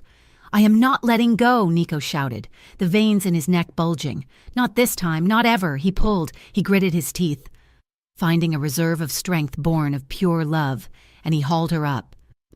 Leo and Maya appeared beside him. Hands grabbed his belt. Hands grabbed Ava's jacket. Together, they heaved them backward. Ava came over the edge, collapsing onto the solid wood of the dock. Nico rolled onto his back, pulling her on top of him. They lay there in the pouring rain, soaked, bleeding and shaking uncontrollable. Ava buried her face in his neck, sobbing, her hands clutching his shirt. Nico wrapped his arms around her, crushing her to him, rocking her slightly as the adrenaline crashed through his system. "I have got you," he whispered into her wet hair, over and over again like a prayer. "I have got you." The aftermath was a blur of flashing lights and sirens. Medics swarmed the dock. Victor Kane was handcuffed and shoved into the back of a federal vehicle, screaming curses at the sky. His empire was dismantled in minutes, his men surrendering as the tactical teams moved in. Eric Dalton was found crouching behind a crate, weeping. When Maya approached him, he babbled a confession before she could even read him his rights. He agreed to testify against Victor in exchange for protective custody, desperate to escape the consequences of his own cowardice. Nico sat on the tailgate of an ambulance, a thermal blanket draped over his shoulders. Ava sat beside him, wrapped in an identical blanket. Her hand was gripped tightly in his. She refused to let go, and he refused to ask her to. Maya approached them. She looked tired, her windbreaker soaked, but she looked satisfied. "It is done," Maya said. "We have the recording. We have Eric. We have Victor. The Black Harbor Syndicate is finished." She looked at Nico. "Now about you." Nico stood up. He winced slightly as the movement pulled at his bandaged shoulder. "We had a deal." "Maya," Nico said. Maya nodded. "You provide full documentation on the Romano family's smuggling routes. You dismantle the enforcement arm of your organization. You pay restitution. In exchange, The DOJ drops the racketeering charges and agrees to a probationary period. And Ava? Nico asked. Maya looked at the woman sitting on the ambulance. She's in the clear. We will frame her involvement as a confidential informant. Her record stays clean. Nico looked down at Ava. He squeezed her hand. Do it, Nico said. I am done with this life. Maya raised an eyebrow. You are giving up an empire. Nico looked at the ocean, then back at Ava. He brushed a damp strand of hair from her forehead. I tried to build an empire on fear, Nico said quietly. It was cold. I would rather build a life on something that keeps me warm. 6 weeks later, the house was small. It was a white cottage with blue shutters, perched on a gentle hill overlooking a bay 50 miles south of Harborview. The water here was different. It was a calm, turquoise blue that lapped gently against a stretch of white sand. There were no guards at the gate. There were no cameras in the trees. Nico Romano stood on the back porch, leaning against the railing. He was not wearing a suit. He wore faded jeans and a gray t-shirt, his sleeves rolled up to expose his forearms. He held 2 glasses of lemonade. He watched the woman standing on the beach below. Ava had her camera on a tripod. She was photographing the sunset. For weeks, she'd been unable to look at the water without panicking. But slowly, day by day, she had returned to it. She was capturing the light hitting the waves, reclaiming the beauty of the thing that had almost destroyed her. She looked up and waved at him. Nico walked down the wooden stairs to the sand. He handed her a glass. Did you get the shot? He asked. Ava smiled, pushing her wind-blown hair back. I think so. The light is perfect today. She took a sip of the lemonade and looked out at the horizon. It is so quiet here. Do you miss the noise? Nico asked. Ava shook her head. Never. She set the glass down on a piece of driftwood and turned to him. She reached out, tracing the line of his jaw, the tension that used to live there finally gone. Come walk with me, she said. They walked barefoot along the water's edge. The sand was cool and wet between their toes. The sun was dipping below the horizon, painting the sky in shades of violet and burnt orange. Ava stumbled slightly on a shell, losing her balance. Before she could even gasp, Nico's arm was around her waist. He caught her effortlessly, pulling her back against his chest. Reflex, he murmured, his lips close to her ear. Ava laughed, turning in his arms to face him. She wrapped her arms around his neck, looking up at him. The fear that used to shadow her eyes was gone, replaced by a fierce, steady love. You are always catching me, she whispered. Nico looked down at her. The rugged lines of his face softened.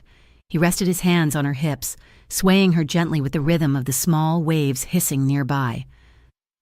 I spent 30 years waiting for something worth catching, Nico said, his voice rough with emotion. He leaned down, pressing his forehead against hers. The ocean does not scare me anymore, Ava whispered, closing her eyes, because the worst night of my life brought me to you. If I had to drown to find you, Nico, I would do it again. Nico closed his eyes, overwhelmed by the weight of her words. He tightened his hold on her, anchoring her to him, anchoring himself to this new, peaceful life. You never have to drown again. He promised. I will spend the rest of my life proving that dragging you out of that sea was the first right thing I ever did. He tilted her head back and kissed her. It was a kiss that tasted of salt air and sweet lemonade, of redemption and peace. As the sun vanished and the first stars appeared over the calm water, they stood there on the shore, holding on to each other.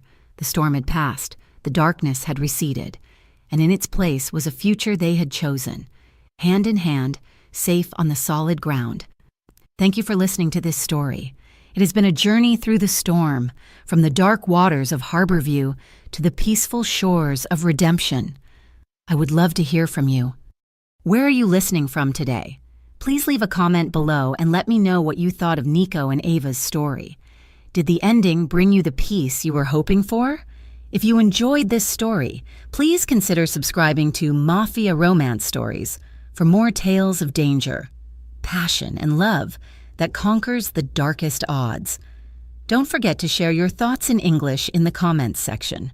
Your support means the world to us. Stay safe and keep holding on to the ones you love.